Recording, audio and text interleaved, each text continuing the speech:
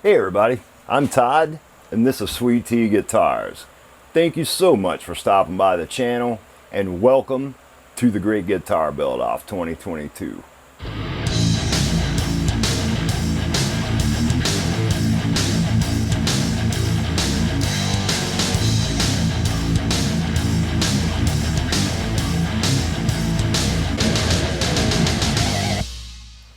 Alright you guys, I just released my last video for the Great Guitar Build Off project, which I'm calling the Cloud 9 build.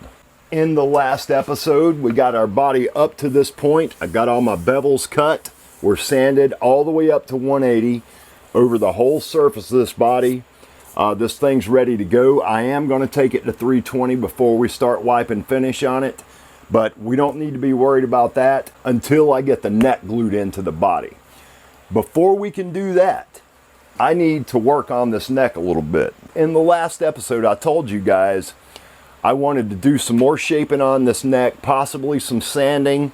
I want to get my volute worked out, my hill transition worked out. I want to get my tuners drilled in, my frets installed, and this neck glued into the body. I think what we should do first is work on the back of the neck. Let's get cracking. And let's do some more shaping on this neck. What I think we should do first is let's work on this volute. I want to get this shaped and get some of that meat removed off of there. I always try to get these 2 points to be pretty much parallel with each other from front to back.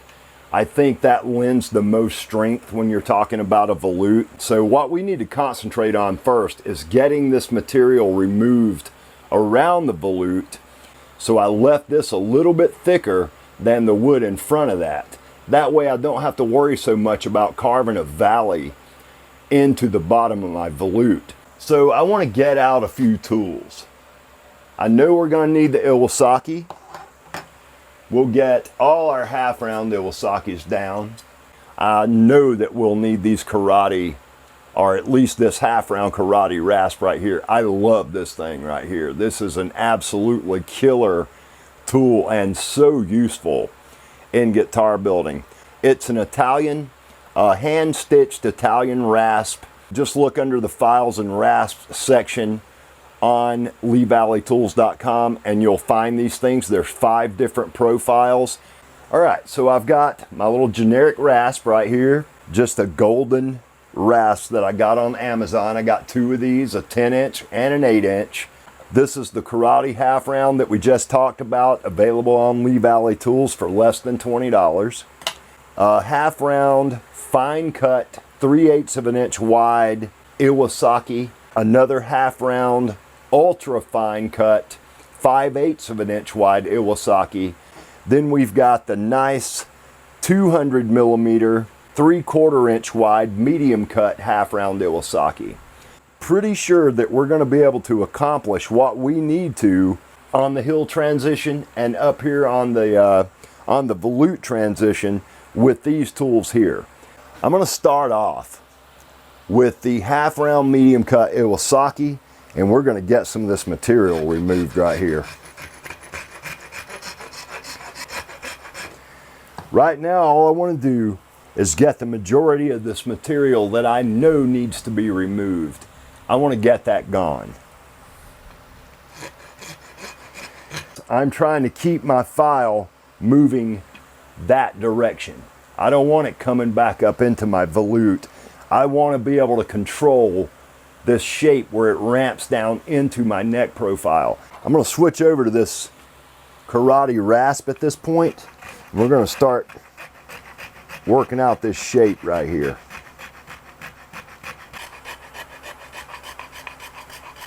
And I'll constantly watch my shape. All right, looking down this neck, I think I'm a little high on that side, right over here. So I'm going to take my fine cut flat Iwasaki. We're going to cut some of this material off right here. If I cut myself a flat all the way across the top of this volute, that will give me an indicator when I start to shape it back to a point again of how level I'm keeping it. Because now that I've got that that flat cut across the curve on my volute as I carve this down thinner, whichever way I come. If I come from this direction, I'll bring the volute that way. If I come from this direction, I'll take the volute that way, or at least the point of it.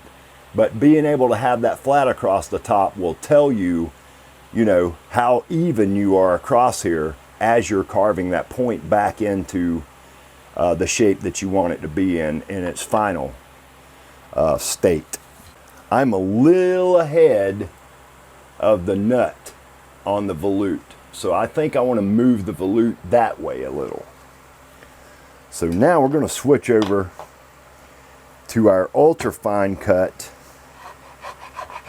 Iwasaki. Not only will I keep shaping this and getting my volute like I want it, I'll also start to take some of those medium cut file marks out of this thing. So you can kind of see what's happening there. It's coming together. That volute's looking nice. Big clown grin. I like it. What we're going to do now, I want this fatter on this side, tapering off the skinnier on this side. So we're going to take the shin toe, and I just want to round these points off right here. I don't need to do too much work on my fat side. We're going to start cutting some of this thickness off here. I'm going to turn over to the coarse side, and what I'm going to do, I'm going to cut myself a flat line down the back of this neck, using that Purple Heart as a guide. I'm going to take my flat, fine cut Iwasaki. Let's go down through here and clean these shin toe marks up. I love this part of a build, you guys, I really do.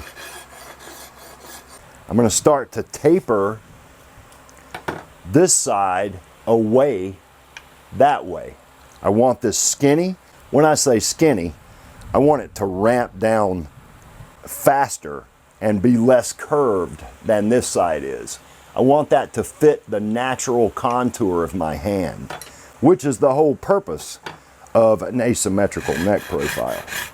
So I'm going to come about halfway in between this side of the Purple Heart veneer line right here and the line I've got cut at the fretboard. I'm going to come about halfway in between there, and I'm going to start to cut that shoulder away. Oh, that feels so good. You know what? I haven't even measured the thickness of this neck.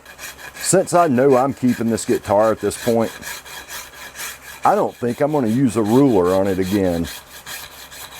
I think I'm going to shape this neck completely by feel and sight, of course. All right, I don't know how well you guys are going to be able to see this taper, but I'm fat over here, and I'm starting to get skinnier over here and ramp that down. And all I'm really doing, I'm leaving that meat right down that line. On this side, I'm taking more of that off. I worked on this thing last night for a couple hours after I stopped filming.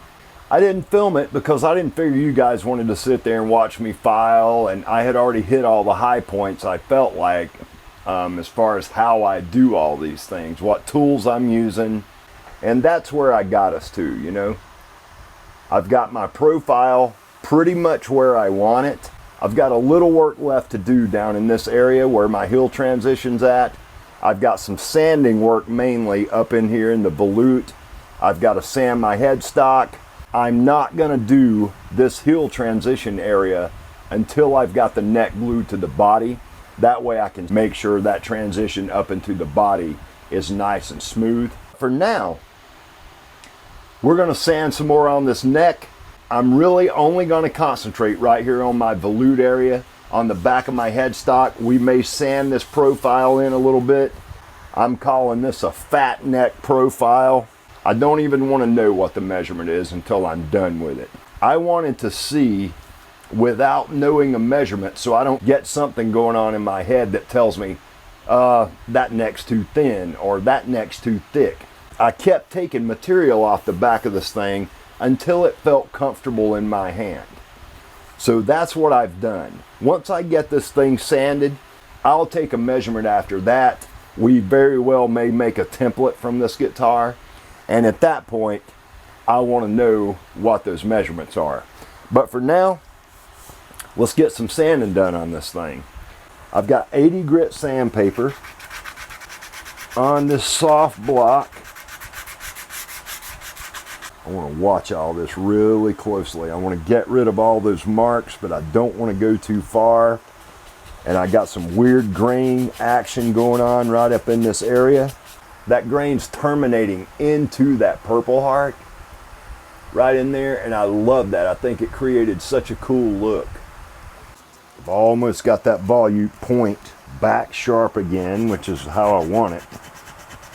Here's a nice new piece of 180. And I just want to work on this until I've got those 80 grit scratches gone. What I'll do is get this up to 180, and I'm not going to take it any further after that. All right, you guys, so I'm sanded up to 180. I've still got a little work to do down in here, but again, I'm not going to worry about that too much until I get the body and the neck glued together.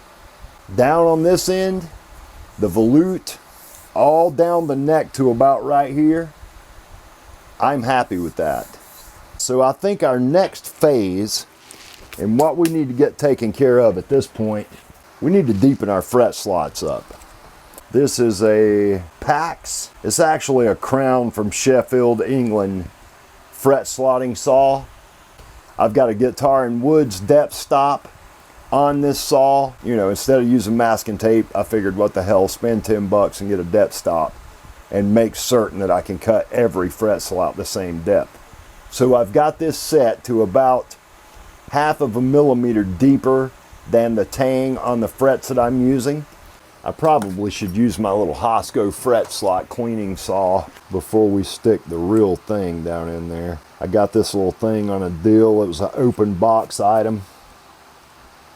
Paid $16 for it. It's just got really fine teeth. 0.5 millimeter kerf, no set. Nice little wooden handle. So let's cut these ones that we've already done. We're on fret slot 2, and this is a pull cut saw.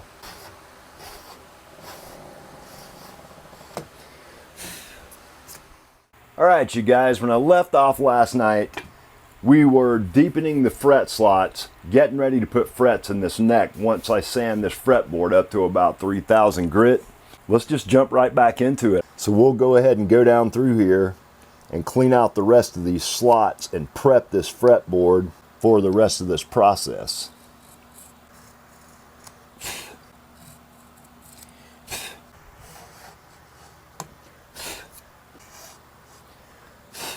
I would really appreciate it if you guys would go give my buddy Brett over at Luther Builds and my buddy Gio over at Tornelli Guitars, give their channels a look and give those guys a subscribe and a thumbs up, and you know, the same things I ask you guys to do for me.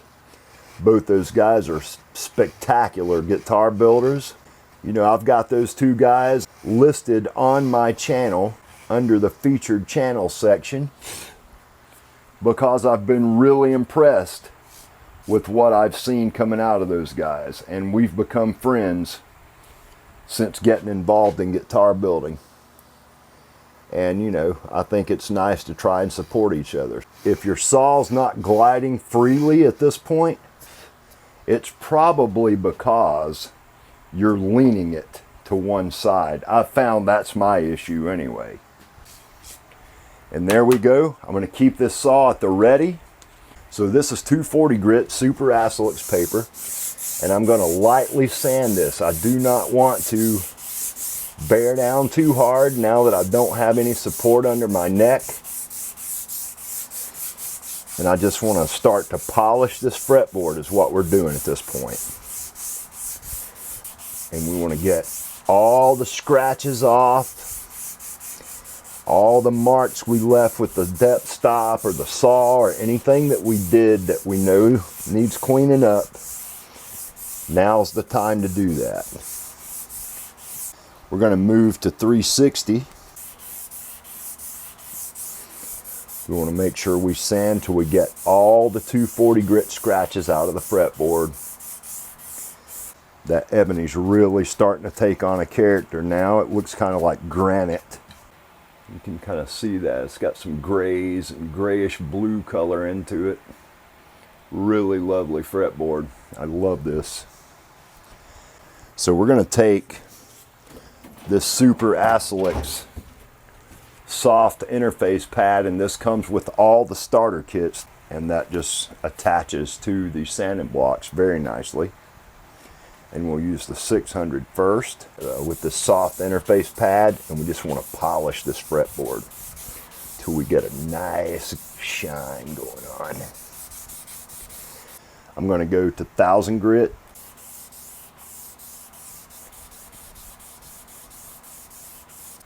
All right, we're looking nice and shiny at this point. So I'm going to go straight from 1000 to 1500. I'm going to leave it on this block because I'm not worried about rolling the edges of the fretboard over with 1500 grit at all.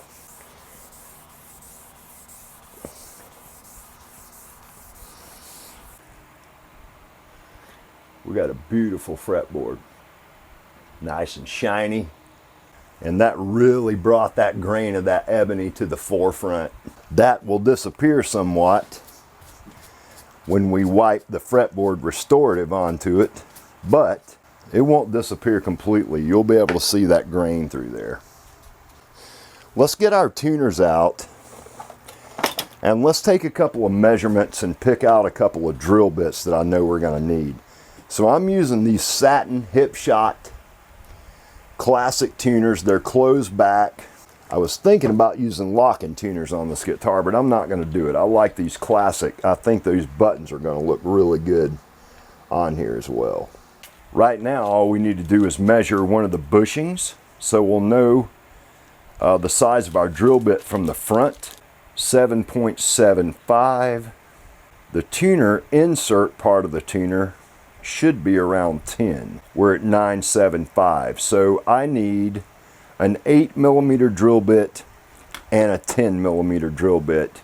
So what we'll do is drill with our 8mm drill bit first, all the way through the headstock. From back to front, I want to use a really high quality sharp drill bit on this.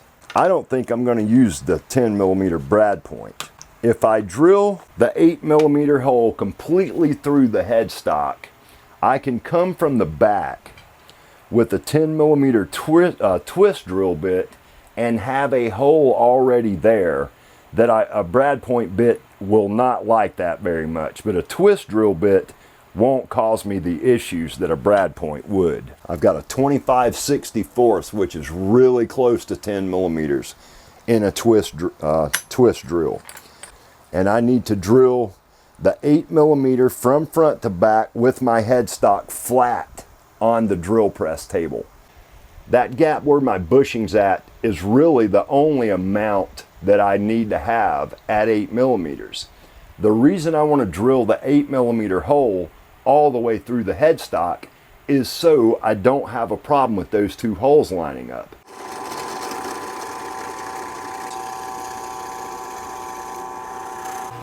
Let's double check ourselves and make sure that this bushing is going to fit down inside that 8mm hole. And it will. It's perfect. Now when we go to drill the 10mm holes in here, we're not going to be able to go all the way through. I'll take this, I'll set my depth stop on the drill to make certain that we don't go all the way through this headstock. We want to take the depth of this bushing into consideration, which is going to leave, I would say, 7mm of thickness on the top of our headstock. That's just the 8mm hole. All right. I feel like I'm probably going to be a little bit too far away on these upper ones, but I saved myself some meat here on the headstock that I could take this back to the spindle sander, work on this a little bit, bring these in a little more, because if you guys will remember, in the very beginning, I decided to make this a little wider than my original headstock design was, and I also made it slightly longer. But we're going to get this 10mm drill bit mounted up in the drill press. Then we'll drill these holes from the back. We'll set the depth stop on the drill press to make certain that we've allowed room for the insert shaft part of the tuner to make it all the way up into that hole. So we're going to go back over to the drill press. We're going to drill the 10mm holes in from the back for our tuner shaft insert. And then we'll dry fit these tuners, figure out what we need to do to the side of this headstock, get that sorted, and then we can think about getting the frets installed in this neck and getting this neck glued in. At that point, it'll be time to wrap the video up.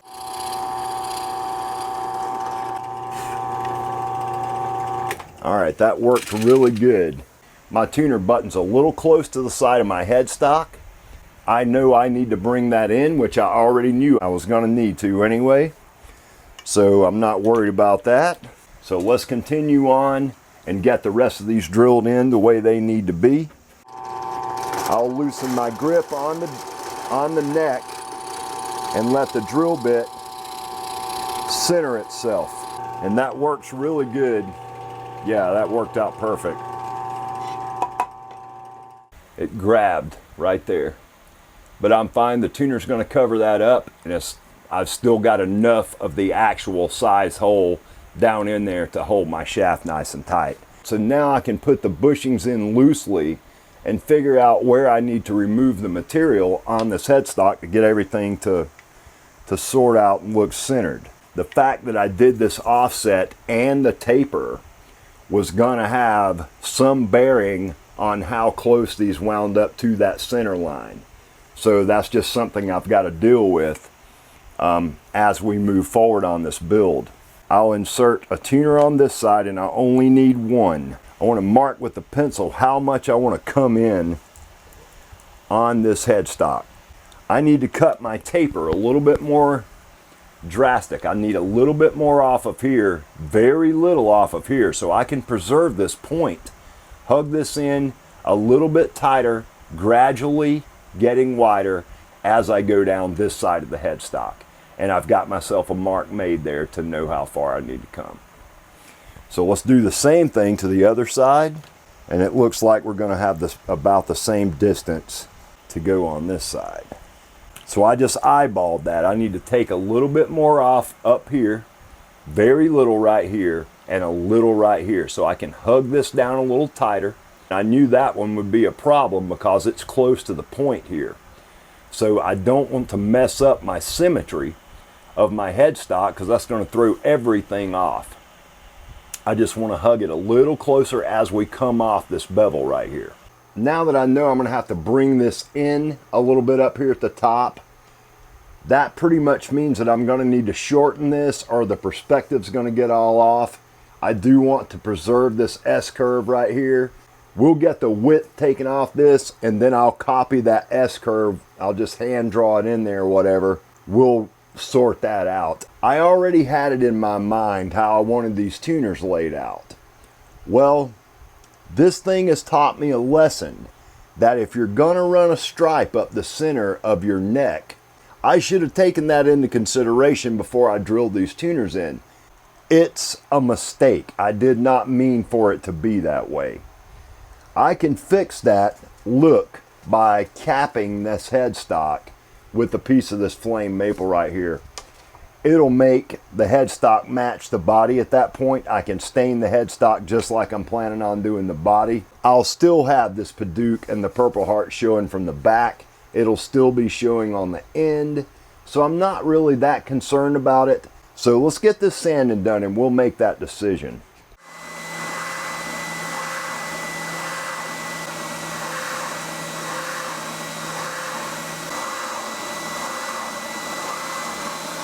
All right, I'm stopping right there. I don't want to go any further. So that's where I'm at, you guys. And I'm actually really liking that. I think I need to round these points off just a little bit more. I'm going to do that real quick with no vacuum. Hold on, you guys. So I just wanted to round these points off right here so they're closer to what that curve looks like. We're looking really nice, you guys. I am so happy with this thing. I really do think I need to cap this with some maple veneer. I've got some beautiful flame maple right here. It will also hide that issue that I've got right there, because really you won't notice that center problem. I don't think that will be noticeable without the Purple Heart center line being able to be referred to, because you can see right now it's mainly this one right here. I'm into the Purple Heart a little, but not on this one, and that's because of my offset. And I think I want to use a section right in this area. It's clean grain, it's nice and flamed. I think it'll look like the body. I'm just going to take my square, using this as a square edge because that's not really going to matter so much yet.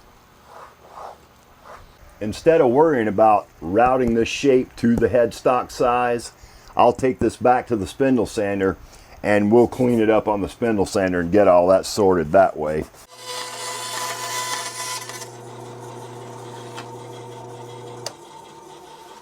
So that's absolutely gonna cover our headstock. So what I'll do is turn this over just like so, and I'll trace out this headstock shape.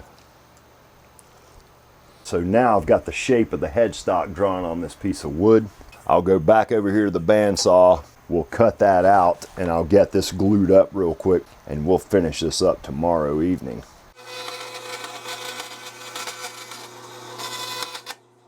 I really appreciate the fact that so many of you guys have joined me on this journey so far. I mean, I hope to grow so I can continue to spread my message, and I can continue to try to introduce as many people as I can to this beautiful craft. I'm telling you guys, it fills something inside of me that playing music never could, you know?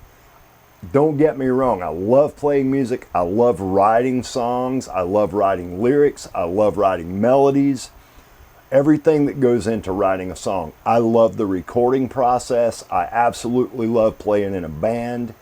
I love all those things about being a musician. But when I started building, it's about you and the wood at that point. You still get that adrenaline rush that you get from playing a gig, but it's an internal thing. It feels so much more true to me because there's no one around to witness this as it's happening. I'll be posting this video 3 or 4 days from now, and you guys will get to experience what I'm going through as I'm building this. But I'm telling you guys, there's times when I'm down here that I feel like something magic has happened, you know? Those moments come so frequently when I'm doing this. I just love building guitars, you know. I say that all the time. I know you guys probably get tired of hearing me say it. But for anyone who is thinking about getting into this, that's the reason I repeat myself so much, is because I want those guys who may be watching the channel for the first time, you know, what some of you guys found out in my first couple of videos, I want those guys to know that too. So I feel it's really important for me to continue to push my message, you know, or to, you know, at least put forth my message. Even when it's stressful, even when I'm doing a task that I find stressful, I find even those parts of this relaxing. So, you know, I don't know how you're supposed to reconcile that in your head, or how you're supposed to come to terms with something that stresses you out but also relaxes you. I think what happens is you get stressed out for minutes, but the satisfaction you feel from doing this lasts so much longer than that. You immediately realize the benefit, and you understand those frustrating moments are coming less and less and less frequently, and I'm able to enjoy the positivity that I feel from doing this more and more and more frequently. So I feel like the better you get at being a guitar builder, the more frequently the positive vibes and the positive feeling you get from the accomplishments that you're making as you go through a new build or whatever, because I constantly like to push myself to learn new things. It's special. It's a special thing, you guys. I don't know how else to put it. There's not another feeling like it that I've ever experienced alone in my entire life. I mean, I require all you guys to be into it. That fuels my passion for this, absolutely. And I'm so glad you guys are into my channel and to my builds and to my personality, or whatever it is that you guys like about this. You know, I'm glad, but that's all happenstance, you guys. You know, I am who I am on video just as I am in my everyday life. You know, I'm not someone different from day to day. I don't want to do that. I want you guys to know who I am and to be into this and to be into what I'm doing because it's the truth. And I want you guys to know and be able to experience the things that I'm experiencing too, especially if you're into guitar building. We'll spread some glue on the back of this headstock plate. Sorry, you guys, you know how I get. I get off on this philosophical talk every once in a while, and I think that's important. That's part of what makes my channel, and that's part of what makes this Sweet Tea Guitars, is the fact that I like talking life philosophy, especially when I connect guitar building to that. I like talking about that to you guys. You know, I want you guys to know what this has done for me. I'm not embarrassed to say anything like that. I'm proud of it, honestly. I'm proud that I've been able to stay true to this for as long as I have, because I've learned so much already, and I feel myself learn something new, not just every time I come down to my shop. It's like every hour I'm down here, I've learned 2 or 3 new things, you know. If you're on a quest to make yourself more intelligent, which I think we all should be, this is a great thing to do. I'm going to put that clamp that way. I'm going to put one on this side, and I'm only going to use these Pony Jorgensen clamps down on this end so they don't scar up the back of my headstock. And I can use a couple of these clamps to catch this area. I want these on each side. I don't want to put them in the center. All right, I got squeeze out all the way around. I'll pick this up so you guys can see that. I got squeeze out underneath that headstock plate all the way around. That's going to create such a huge mess. I use too much glue like I always do. So there's our headstock plate glued. I hope you guys are cool with me gluing that headstock plate, not leaving that Purple Heart and Padauk exposed. I just was not happy with how that center line was looking going up the center of that neck. We're coming down to the end of this video. Now we're not going to stop yet. Before I stop, I want to get these things done. I want the front of this headstock veneer that we just glued on here, I want that sanded. I want the holes drilled through it. I want the perimeter shape of my headstock sanded in on the spindle sander so that maple is nice and even with the edge of my Padauk. I also want to get my side dots and my frets installed. I am going to wait and level, crown, and polish these frets after my neck is glued into the body. I want that process to be one of the last things that gets done before I put strings on this guitar. I really appreciate you sticking around through all these videos. I know I get long-winded sometimes. I know my videos are a little longer than they should be in some cases. But man, I got stuff to say. You know, I love this. I love building guitars so much, and I like talking about it, you know. I really do hope that's enough to keep you guys interested enough in me and in my channel to continue to return. All right, you guys, I'm back in the shop. Today is Saturday, August the 13th. I'm wanting to get this video released first thing in the morning, so we got to get on this. I popped the clamps off of this thing, and you guys can see it's rough around the outside edge of this. I'm going to get over to the spindle sander, and we're going to sand this flat, get this cleaned up with the sides of the Padauk so everything looks as it should. Let me turn the vacuum on. We'll try to make quick work of this, you guys. I know you're getting tired of watching me sand.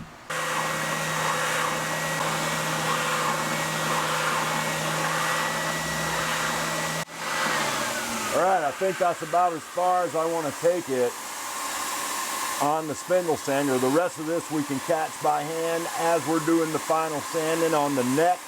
I will absolutely sand all this flat and everything. What I want to do right now, before we even do the sanding to this headstock, is get these holes punched in and drilled through this headstock so we can catch the burr or anything left on the side of these holes. We can catch that while we're doing that sanding on this maple right here. We're almost to the point to where we can put some frets in this guitar. We're going to install the side dots first, and I'm hoping that goes really quickly. But I can't rush it, you guys, you know. I don't want to screw anything up at this point. I've got a 5/16, which is the closest to 8mm that I have in the shop. I don't have metric punches right now. So we're just going to go down inside these holes. I'm going to get this as straight up and down as I can. I'll give it a little whack.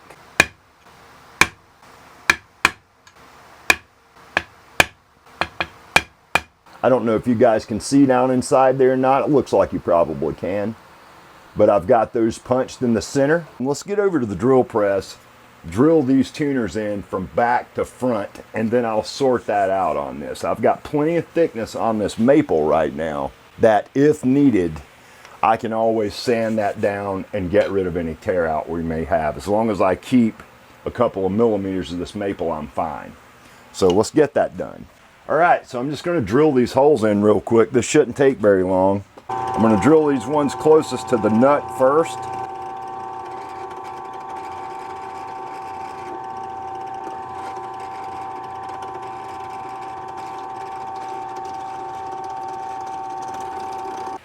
There's our holes drilled in, offset and all. I'm digging this, you guys. I think I'm close enough at this point to call that. You know, it's not perfect. I want to work on that a little bit for my next build, but I'm not unhappy with it. We'll cut our nut in later. What we want to do now, get our side dots installed. This is 3.94mm. I've already got the holes drilled in there. These fit perfect. 4mm holes, that's a little large for a side dot, but I wanted to make certain that I could accommodate the abalone down inside these.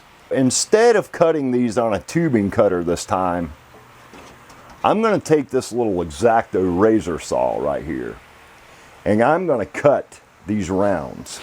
So I need to cut myself 10 of these.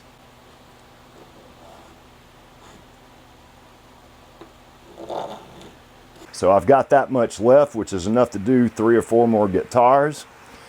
All right, so I know that we need to use black super glue for this. 3mm green abalone dots. That's what I'm going to be using for this. I need to insert these tubes down inside these holes. Before I do that, I need to dab a little black glue down inside of here.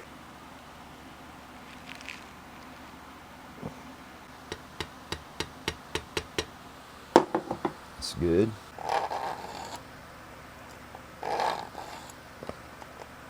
When you're filing fine aluminum, what will happen is it'll start to create the little burr. Don't worry about that too much. We'll catch that with some really fine grit sandpaper and it'll get rid of that burr. So don't worry too much about that. Just get it sanded down level with your fretboard. Now we got sanding left to do to clean all this up, but there we go. They're nice and straight. I don't see any squigglies going down through there. We're good. So I'm going to take this Super Asolix 240 block and we'll just run down the side of this fretboard like that. I don't want to clean it completely up yet because we still got to put our abalone dots down inside there. It's dot time. So we'll start here and go that way. I want to make sure I'm checking to see which side I want to use. So we're going to flood the hole with super glue.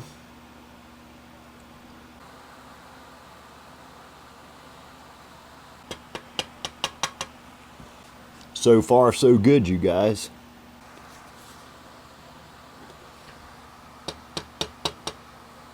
There we go, side dots in. I'm going to go ahead and keep this hammer out because I'm going to use this to fret with. I specifically bought this hammer for fretting. It's got a hard plastic and a less hard plastic. Neither of these are soft. All right, you guys, I ran up to the house and took a quick shower. Got myself a little bit more presentable for this video. I got myself a cup of tea as well. So cheers, you guys. We got our side dots in. And I've let this super glue cure for a while. I'm going to pan down here. We're going to sand this flat just enough to get these dots to be nice and shiny. Then I'm going to take this fretboard up to 3000 grit. We're going to install these frets. So let's get working on it.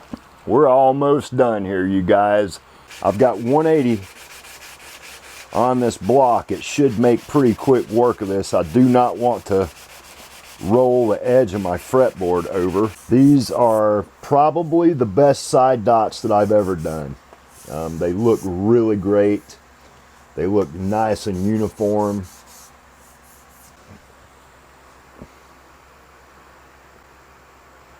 Everything looks really good. So I'm going to sand on this side too, just to make certain that I stay even. And I got a couple of scratches right here I want to get rid of anyway.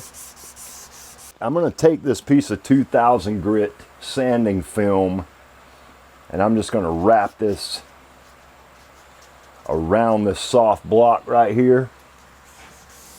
And we're going to polish this fretboard up, get rid of any little inconsistencies. And we're not removing any material. We're just polishing is all we're doing. Now, I've got a piece of 3000 grit 3M Trizac foam right here. This is a wet, dry piece of sandpaper, basically. I'm going to do the same thing. I'm going to wrap it around this block. And the only reason I'm wrapping it around that block, you guys, is to keep from sanding or leaving a finger profile in this fretboard. I do not want that. So you can see what kind of reflection we got on that fretboard. Beautiful. We're ready to fret this thing, you guys. On this guitar, I'm going to use Centom's fret wire. This is extra hard nickel silver, 18% nickel silver. It's a 2.4 millimeter wide crown and a 1.4 millimeter tall. So this is a medium jumbo fret, but it's a little bit taller than a standard fret. I like using that because it gives you a little bit more room when you go to start leveling your frets out without having to worry too much about getting your frets down so low that they won't crown. What that also means is in the future, when you go to recrown these frets later, we can get 2 or 3 more recrownings out of these frets than you would get out of a lower fret wire, like if you went below 1 millimeter. I've got my fret bending jig right here that I made. You guys have seen me use this before here on the channel. Let's bend this fret wire. We'll cut all this to length and then we'll start to install it. The one thing I know I need to do first, we need to get a syringe full of wood glue at the ready. If I need any more than that, I'll get it. How this thing works is you put your tang up in there. You kind of have to persuade it in the beginning.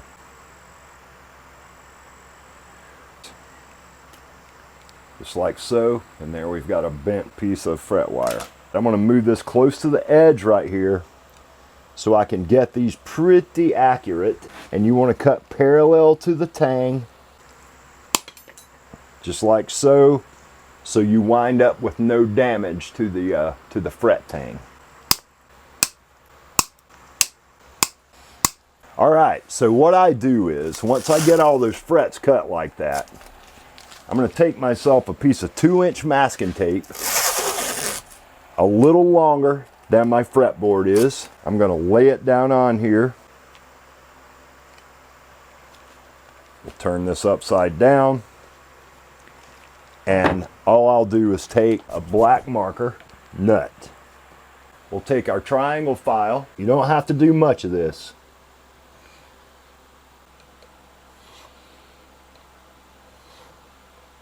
So I'm going to go down through here,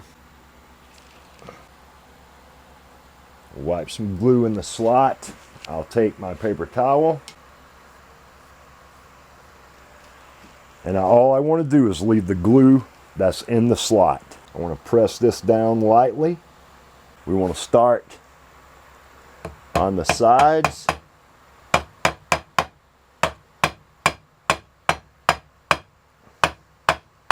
And you want to check yourself after the fact to make sure that your fret's nice and seated. And I like to clean it immediately.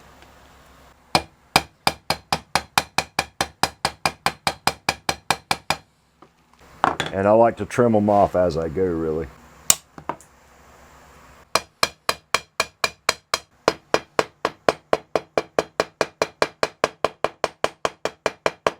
Clean up our fretboard. It's easier to clean up now than it will be later. One fretted great guitar belt off neck, you guys. Lovely. I am so happy to have that done. All right, all there is now to do is to glue this neck in. Let's get our glue bottle and let's get some glue put down in here. I'll use a little 1/2-inch brush that should get down in there nicely. I want to put enough that I get it up on the sides, all on the front of the cavity. Try to keep it off my body front though.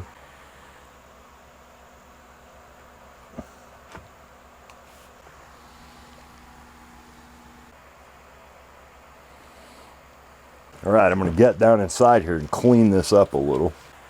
See if we can't get most of that glue gone. And there we are, you guys, finally. Here's the Cloud 9 build as one piece. I'm going to leave this right here on this pad overnight. All right, you guys, this is going to conclude this episode of the Cloud 9 build, which is my entry into the Great Guitar Build-Off 2022. We got a ton of work done in this video. I know this video is a little long, even for me, and I apologize for that. I hope you did learn something throughout this video. I tried my best to explain the processes that I went through to get this guitar to this point, but just to run down some of the things that we got done in this video. We got the neck pretty much sorted. We got our volute figured out. We got our tuners drilled in, our headstock cap glued on. We got the neck fretted. We got the fretboard sanded up to 3000 grit. I got the side dots installed. We got the neck glued to the body. We got a lot of work done, you guys, and I'm really impressed that I was able to get this far. One of the reasons why this video is so long is because I had a goal in my mind. When I started this 2-week cycle of the Cloud 9 build, I had a goal where I wanted to get to by the end of this time, so I did not run into issues meeting the deadline for the Great Guitar Build-Off. And I also have 2 other builds going on in the background, the Figure 8 build and the 7 of 9 build. I will be moving back to the Figure 8 build Monday evening for 2 weeks. That will probably wrap up the 2-week cycle thing that I got going here on the channel for a while. I'm hoping by the end of that 2 weeks that I've got the Figure 8 build up to a point that we can start wiping some finish on that guitar. We'll see where we get to, but you guys don't forget to go check out Lucifer Builds and Tornella Guitars. Those guys are my buddies and they're fabulous guitar builders. And I'd really appreciate it if you subscribe to the channel. I'm trying to grow here and I want us all to grow together. You guys have done so much for me already. Thank you so much for all the things you guys have done for me and getting me this far this quick. I owe you guys a huge debt of gratitude and I really appreciate it. I hope you guys will stick around to check out all the exciting plans I got coming in the future. So, as always, you guys, until the next video, peace and love.